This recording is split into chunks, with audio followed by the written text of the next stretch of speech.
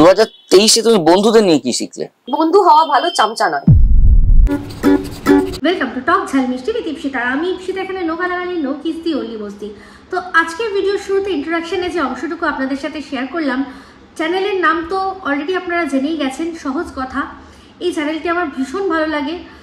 এটা একটা basically podcast channel, যেটা রাহুল দ্বারা পরিচালিত। মানে ও অ্যাকচুয়ালি সঞ্চালক, বাদবাকি ওর অবশ্যই টিম রয়েছে। তো এখানে যে কজন এসছেন সবার কথাই মোটামুটি আমি শুনেছি, কিন্তু আজ এই নীলাঞ্জনা শর্মার এই যে কথাটা আমার এত ভালো লেগেছে।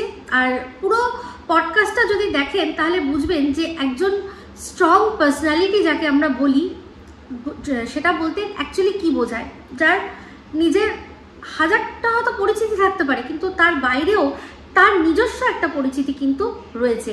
সেটাই তার কথাবার্তার মাধ্যমে, তার রুচিশীলতার মাধ্যমে, তার যে ছোট ছোট থটস যেগুলো উনি বলেছেন এই ইন্টারভিউর মাধ্যমে আপনাদের কাছে পৌঁছিয়ে দেবে যে একটা মানুষের পার্সোনালিটি কতটা স্ট্রং হলে মানুষ এরকমভাবে সুন্দরভাবে গ্রেসফুলি উত্তর দিয়েও মানুষকে বুঝিয়ে দিতে পারে তার নিজের কাছে, এই সোসাইটির কাছে তার জায়গাটা ঠিক কীরকম। তো যাই হোক, ওনার অনেক অনেক পরিচিতি রয়েছে, কিন্তু আমি মানুষ নীলাঞ্জনা শর্মাকে আজ খুব ভালো করে বুঝলাম। যদিও উনি যতই কাজ করেছেন, খুব সামান্য কাজ করেছেন। আজকে আপনারা পুরো আর কি পডকাস্টটা দেখলে বুঝতে পারবেন। তো আমার এখনকার ভিডিওর বিষয়বস্তু অবশ্যই উনি নন, কিন্তু আমার চোখে ওনার এই ভিডিওটা পড়লো, এই পডকাস্টটা পড়লো, আর তার মাঝখানে এই যে একটা লাইন, ডেডলি লাইন এত সুন্দর করে উনি বোঝালেন, যেটা হয়তো আমি আমার ভিডিওর মাধ্যমে আপনাদের সামনে ভালো করে তুলে ধরতে পারিনি।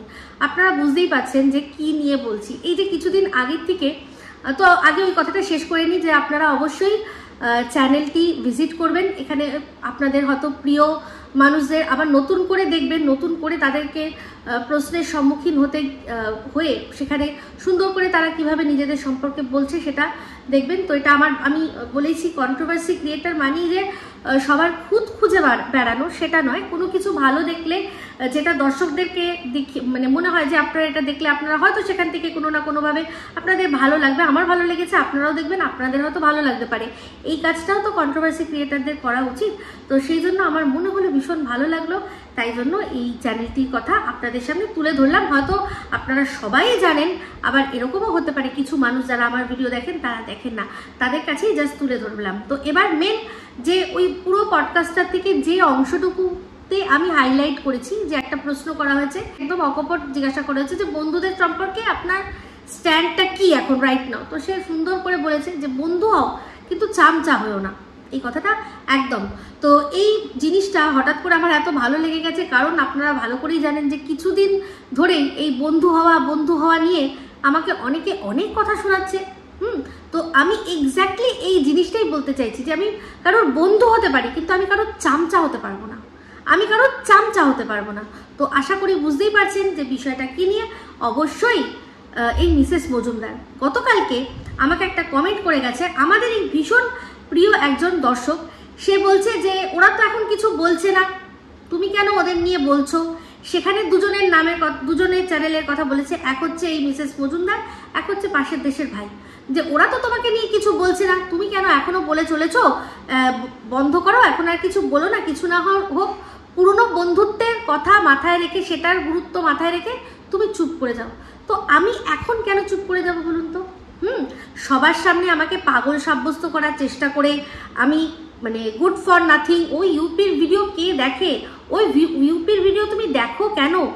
এই যে আমাকে নিয়ে যে একটার পর একটা খিল্লি, এই যে মানুষটি আজকে এসে আমাকে কমেন্টটা করেছে, তার প্রচুর কমেন্ট আমি দেখেছি তার লাইভে, যেখানে গিয়ে সবাই মিলে আনন্দ উচ্ছ্বাস করছে যে আমাকে ওই চশমার দোকানের যে দাঁড়িয়ে আছে, মানে চশমার দোকানে যে কাজ করে, যে হচ্ছে গিয়ে চঞ্জয়, সে একটা কমিউনিটি দিয়েছে যে আমাকে আমার বরকে আচ্ছা করে ধোবে, বিশেষ করে আমার বরকে আচ্ছা করে ধোবে।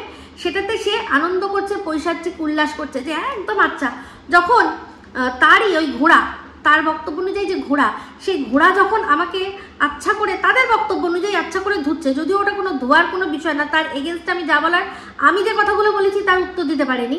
তো সেক্ষেত্রে যাই হোক, আমাকে নিয়ে নেগেটিভ ভিডিও করছে তাতে ওর খুব আনন্দ হচ্ছে, প্রচণ্ড আনন্দ হচ্ছে, দাঁত মুখ খিচিয়ে আমাকে যখন ভিডিও করছে। তখন কটা মানুষ গিয়ে বলেছিলেন যে বন্ধুত্বের জন্য এগুলো করো না, এগুলো ভালো লাগে না। সবাই যে করেনি সেটা নয়, অবশ্যই একজন দুজন যারা ওখানে প্রতিবাদ করেছেন, আর একজন দুজন যারা এগুলো সহ্য করতে না পেরে সাইলেন্ট হয়ে চুপ করে গেছেন, এরকমও মানুষ রয়েছে।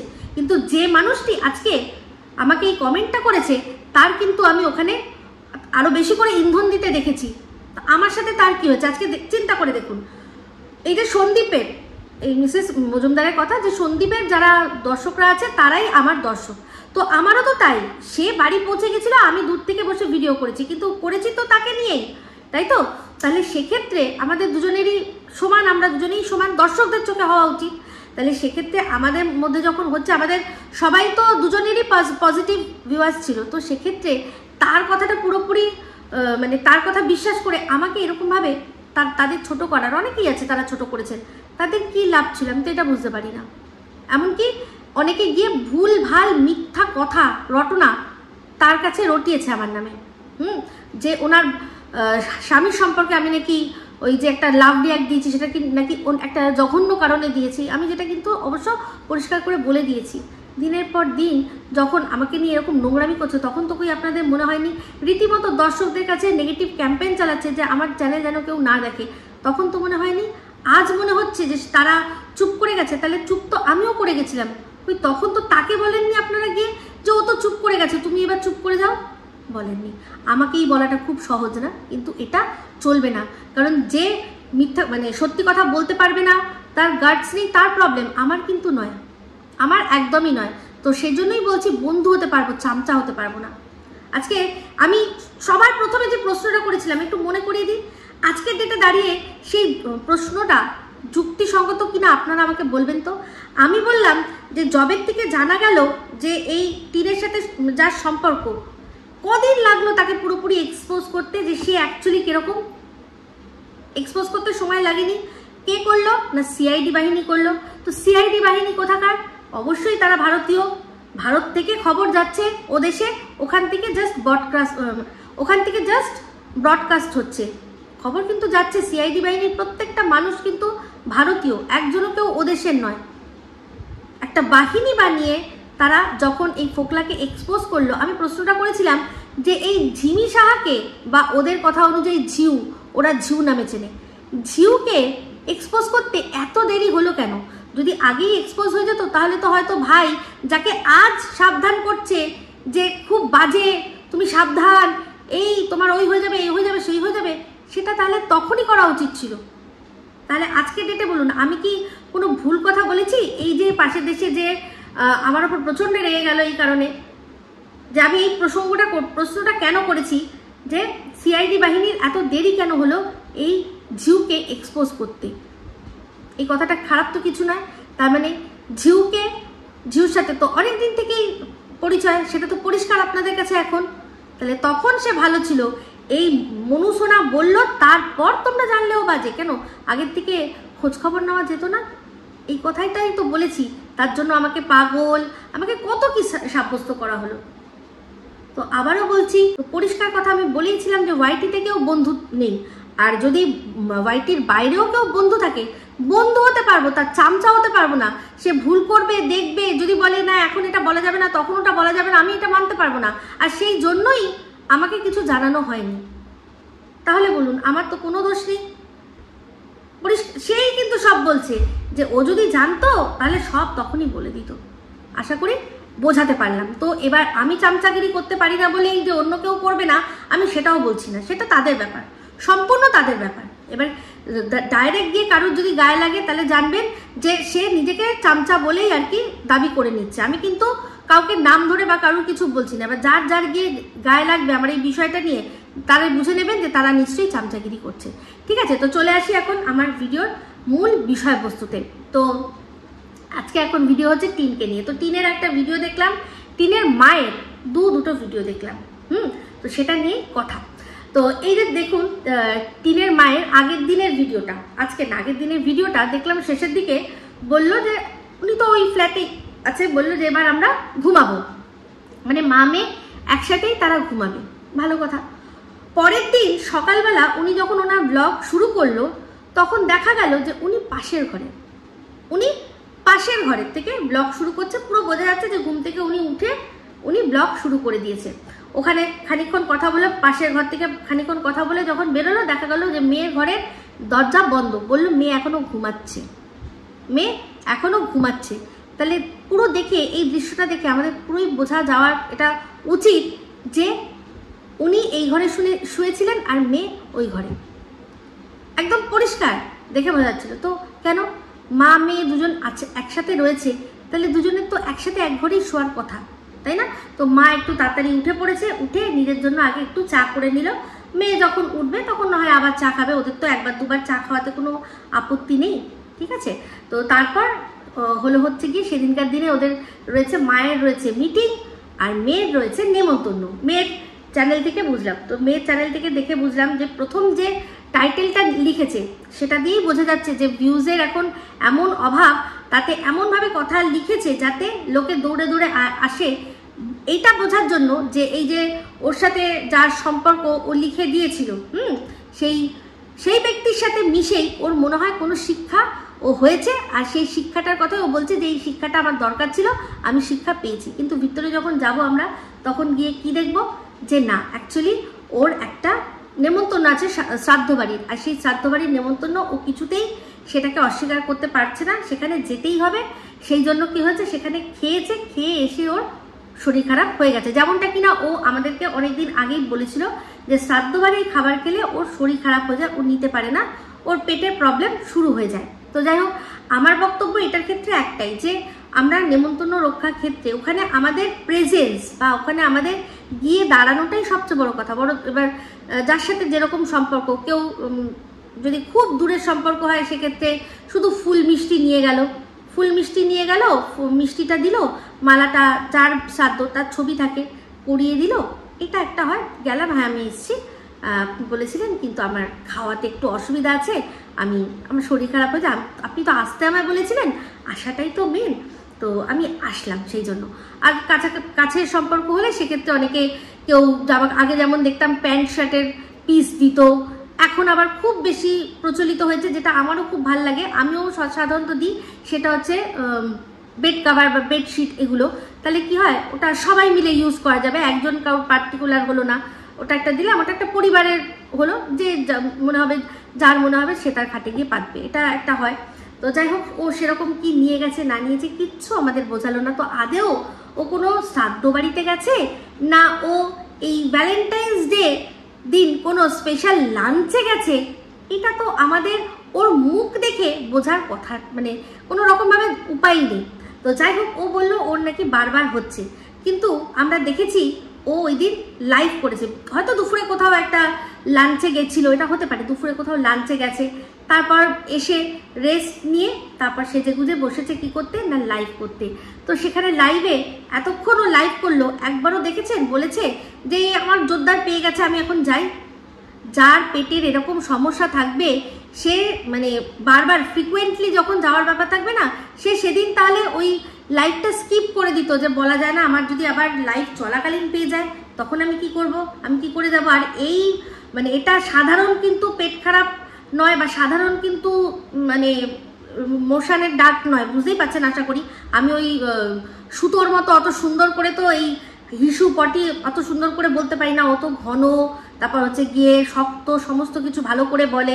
সেই মনে আছে, আমি এখন ভাবছি বলতো কিরকম, যে এই তো আমি বার করব আর সেইটা নিয়েই দৌড় মারবে একজন, একজন কেন অনেকেই, ওর নাকি ওটা নিয়ে সবাই দৌড় মারে। তো যাই হোক, এখন হয়তো সেই কথাগুলো আর বলবে না। তো সেক্ষেত্রে বলছি, আমি তো ওরমভাবে বলতে পারি না, কিন্তু এই যে পেট খারাপের সময় যে একটা জোরদার চাপ, সেটা কিন্তু আটকানো খুব চাপের বিষয়। তো সেক্ষেত্রে ও অতক্ষণ ধরে লাইভ করলো, তোর মাথায় এটা আসলো না যে আমার পেট খারাপ যদি আমি পেয়ে যাই, তো ওর সেরকম কিছু পায়নি, তাহলে বুঝতেই পেরেছেন যে ওর এই যেটা সেটা শুধুমাত্র মুখে মুখে, ওর যে পেটের প্রবলেমটা সেটা মৌখিক পেটের প্রবলেম। আপনারা বুঝে নিন যে ও শ্রাদ্ধ বাড়ি গেছিল আর সেখানে খেয়ে ওর পেট খারাপ হয়েছে। কেন বলছি শ্রাদ্ধ বাড়ির কথাটা কেন বললো, কারণ হচ্ছে গিয়ে শ্রাদ্ধ বাড়িতে গিয়ে কোনো ব্লগ করতে পারবে না, আর যেহেতু দুপুরবেলা ও তো থাকবে না, মাও নেই, ও থাকবে না, কোথাও বাইরে খেতে গেছে, তো সেক্ষেত্রে খেতে গেছে বা বাইরে থেকে খাবার নিয়ে এসে বাড়িতে সুন্দর করে খেয়েছে, সেগুলো দেখানো যাবে না। সেই জন্যই একটা মানে শ্রাদ্ধ, যেটা মৌখিক শ্রাদ্ধ, সেটাও হয়ে গেল, আবার তার সাথে সাথে তার খাওয়াও হয়ে গেল, আর তার জন্য ওর পেট খারাপও হয়ে গেল, বুঝতে পারছেন? তো যাই হোক, আর কথাটাও লেখা হয়ে গেল, যে একটা শিক্ষা আমার হলো, যে আমি বলেইছিলাম কোনোদিনও খাবো না, আজকে আমি খেলাম, সে খেয়ে আমার শিক্ষা হলো। তো যাই হোক, আমার এটাই মন বলছে যে ওর কোনো রকম কোনো ছিল না, মানে কোনো রকম কোনো শ্রাদ্ধ বাড়ি ছিল না। আর যদি সত্যি শ্রাদ্ধ বাড়িতে ও খেয়ে থাকে, ওর পেট কিচ্ছু ছাড়েনি। পেট যদি ছাড়তো তাহলে ওই লাইভের মধ্যেই আমরা বুঝতে পারতাম যে ও দৌড়াচ্ছে বারবার করে, তাই না? তো যাই হোক, এবার একটা বিষয়, সেটা হচ্ছে কি না, ওর বারান্দাটা আজকে প্রথমবার দেখা গেছে ওর মায়ের ব্লগে, ওর মায়ের ব্লগের মধ্যে আজকে বারান্দা সুন্দর করে দেখিয়েছে। দেখলাম একদম সরু একফালি বারান্দা, কিন্তু অনেকটা লম্বা। তো এই বারান্দাটারও একদম শেষে সেই যে ফ্রিজের কাভারটা আছে, যার মধ্যে বলেছিলাম যে মাঝে মাঝে কেউ যদি এসে পড়ে ফোকলাটাকে ভালোই লুকিয়ে রাখা যাবে। তো যাই হোক, সেখানে ওর এই বারান্দাটা দেখে অনেকেই আছেন যারা ভিউয়ার্স, তো তাদের মধ্যে একজন আমাকে বলেছে, ছবিটা পাঠিয়েছে, তার স্ক্রিনশট তুলে ছবিটা পাঠিয়ে বলেছে যে দেখো তো, এটা দেখে কি মনে হচ্ছে যে ও কোন তলায় থাকে, কত নম্বর ফ্লোরে ও থাকে। তো যাই হোক, ওটা দেখে আমার যা মনে হলো যে ও হয়তো সেকেন্ড ফ্লোর বা 3 তলায় থাকে। কিন্তু আমার বক্তব্য দর্শকদের, সব দর্শকদেরই বলি, যে ও 1 তলায় থাকুক, 2 তলায় থাকুক, 3 তলায় থাকুক, 6 তলায় থাকুক, বা আমার মতো 9 তলায় থাকুক, লাভটা কি আছে? লাভটা কি আছে? মানে এটা জেনে অ্যাকচুয়ালি ওর ফ্ল্যাটে যে যাওয়ার কথা, সে কি আদৌ যাবে? আজকে চিন্তা করে দেখুন, ও দুবার ফ্ল্যাট নিল, ও কোথায় আছে না আছে। আমি যেমন ওর ওই দেয়াল দেখে বার করে দেওয়ার চেষ্টা করলাম, কি বললাম, যে টাকিতে একজনের আত্মীয়, যে কিনা এই কবিতা চোরের পরম আত্মীয়, তার বাড়িতে আছে। ওদের থেকে বললো যে না, ওখানে না, অন্য কোথাও আছে, অন্য কোথাও রয়েছে। ওটা কিন্তু ভিক্ষা মায়ের বাড়ি নয়। আমি সেই সময়ই ভিক্ষা মায়ের বাড়ি তুলে পুরো মানে সেটা স্ক্রিনশট, স্ক্রিন রেকর্ডিং করে সন্দীপের চ্যানেল থেকে পুরো কিন্তু দেখিয়ে দিয়েছিলাম যে এটা আর যাই হোক ভিক্ষা মায়ের বাড়ি নয়। সে যেই বলুক ভিক্ষা মা, আমি মানবো না, ঠিক আছে? তো সেক্ষেত্রে দেখানো হলো। তারপর কি হলো, জানা গেল কোথায় রয়েছে, ঘোনাতে রয়েছে, ঠিক আছে? সেটা একজন মানে পাশের দেশ থেকে পুরো ওর পেছনে ধাওয়া করে করে করে করে সে ঘোনার বাড়ি বললো। তো প্রথম যে ফ্ল্যাটটা, সেটা কোথায় না কোথায়, সেটা কিন্তু ওদের থেকে বলে দিয়েছিল। আমি ওই ফ্ল্যাটের হোম ট্যুর দিয়েছিলাম, কারণ ওটা ফেসবুকেই অ্যাভেলেবেল ছিল। জায়গাটা কোথায়, অ্যাড্রেসটা বলিনি, কিন্তু ফ্ল্যাটের ভেতরটা কেমন সেটা কিন্তু আমি দেখিয়ে দিয়েছিলাম, কারণ সেই ফ্ল্যাটের ভেতরের দৃশ্য সব অ্যাভেলেবেল ছিল ফেসবুকে, এখনও হয়তো আছে, ঠিক আছে? তো জানি না সেই ফ্ল্যাটটার কি হলো, কিন্তু এখনও রয়েছে। সেটা ঠিক কোথায়, তার ঠিকানা ওদের থেকে বার করে দিয়ে দিল। তারপর এই ফ্ল্যাটটাও অনেক ও লুকিয়ে রাখলো, তাও ওর পিছনে ধাওয়া করে করে গুগলের ম্যাপের থেকে ধাওয়া করে করে করে করে ঠিক বার করে দিয়ে দিল। কোথা থেকে না, ওই দেশ থেকে। এই সব করতে করতে ওই দেশের ওই ভাইয়ের একটা চ্যানেল পুরো গত হয়ে গেল, চলে গেল, গন, ফরএভার গন। কিসের জন্য না, টিনের পিছা করতে করতে। লাভটা কি হলো?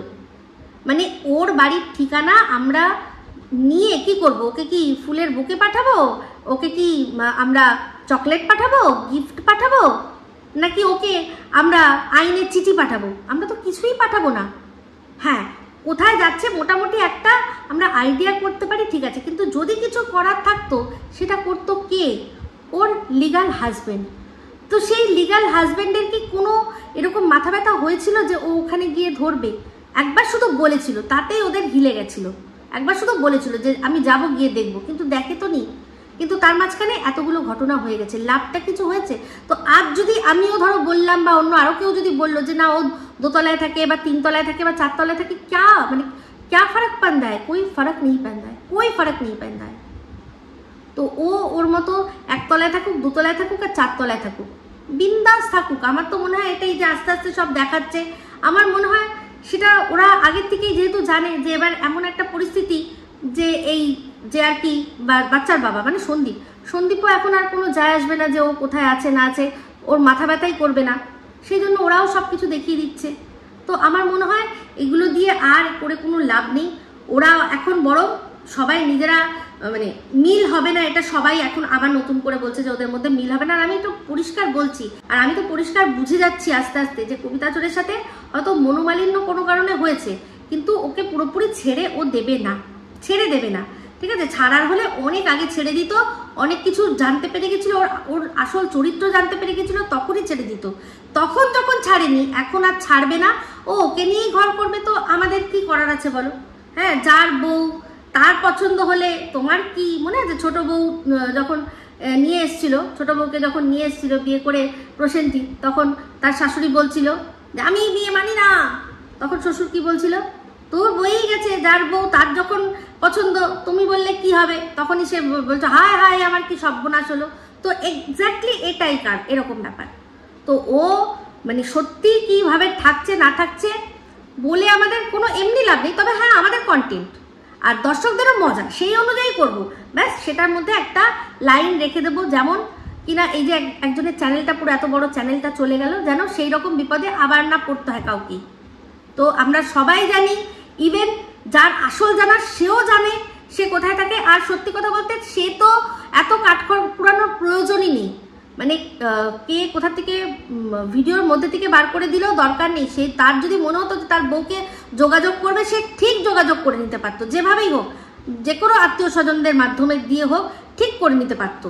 সে নিজের মামা শ্বশুর, মানে এখনো লিগাল যেহেতু বিয়ে ভাঙেনি, নিজের মামা শ্বশুর মানে যারা কৃষ্ণনগরে থাকে তার সাথে গিয়ে কথা বলে বা ফোনে কথা বলে বা এই পিসিকে দিয়ে যোগাযোগ করিয়ে যেভাবেই হোক, তার যদি তার লিগাল ওয়াইফকে ধরার হতো ঠিক ধরতে পারতো, কিন্তু সেরকম কোনো ব্যাপার নেই। তাই এখন ওইগুলো দিয়ে জাস্ট কোনো লাভ নেই, ওগুলো বলে কোনো লাভ নেই। আর এইবার হয়তো বলতে পারেন তাহলে ওই যে ওরা দিল্লিতে যে গেছিল ট্রেনের মধ্যে, তোমারই বা কি দরকার ছিল? ওটা আমি কিন্তু নিজের থেকে না কাউকে পাঠিয়েছি, না আমি কাউকে বলেছি গিয়ে দেখতে। যে আমার কাছে যে ওই জিনিসটা পাঠিয়েছে সে নিজেই তার চোখে এটা পড়েছে, আর তার পিছনে মানে সে হঠাৎ করে গিয়ে পৌঁছেছে নাকি সে ইচ্ছা করে গিয়ে পৌঁছেছে আমি সেটা জানি না, কিন্তু টিম নিজেই নিজের লোকেশন সেটা রিভিল করেছিল। হতে পারে ওদের লাইফটা দেখে উনি ওখানে গিয়ে পৌঁছেছেন, সেখান থেকে আমাকে জিনিসটা দিয়েছে। এবার আমিও মনে করেছি যে ওরা ওদের যেহেতু লোকেশন দিয়ে দিয়েছে, সেই জন্য আমি এটা দেখি এটাই বলতে যে ওদের সাথে অন্য কেউ নেই। তোমরা আমরা যেটা চিন্তা করছি যে ওদের সাথে কোনো অন্য পুরুষ রয়েছে, না সেটা নেই। এটাই ওদের না কোনো প্রাইভেসি ব্রিচ করা হয়েছে না কিছু। ওই যে ট্রেনটা, ওটা একটা মানে পাবলিক প্লেস, ওখানে যে কোনো মানুষ যে কোনো পাবলিক গিয়ে দেখতে পারে। আর সেক্ষেত্রে সে যে আর কি বলেছে সে সত্যি কথাটাই তুলে ধরেছে যে না ওদের সাথে কেউ নেই, ওরা দুজনে মা বেটি একাই রয়েছে। তাহলে এটা প্রাইভেসি ব্রিচ করা না, প্রাইভেসি ব্রিচ করা তখনই হতো যদি ওরা ওদের লোকেশন না বলতো, তার সত্ত্বেও আমরা দেখিয়ে দিতাম, তাই না?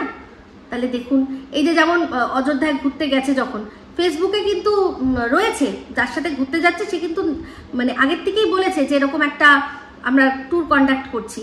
তো সেখানে যদি আমরা আগের থেকে জানতাম, আমরাও আমাদের মধ্যে কেউ ওই বাসের মধ্যে চলে যেতে পারতাম, তাই না? তাই এখানে এটাকেও কিন্তু প্রাইভেসি ব্রিচ করা বলবেন না, এই হচ্ছে বিষয়। তো যাই হোক, এখন এসব দিয়ে আর কোনো লাভ নেই ভাই, যা দেখবো তাই বলবো। তো এইবার তো এখন অন্য কোথাও ভালো করে দেখতে হবে, সব মিলামিলির ব্যাপার তো অন্য জায়গায়। কোথায়? অবশ্যই সন্দীপে। তো সন্দীপের ভিডিওটাও দেখেছি, আর দেখেছি কার রিলস, ঝিমি সাহা, ঝিউ।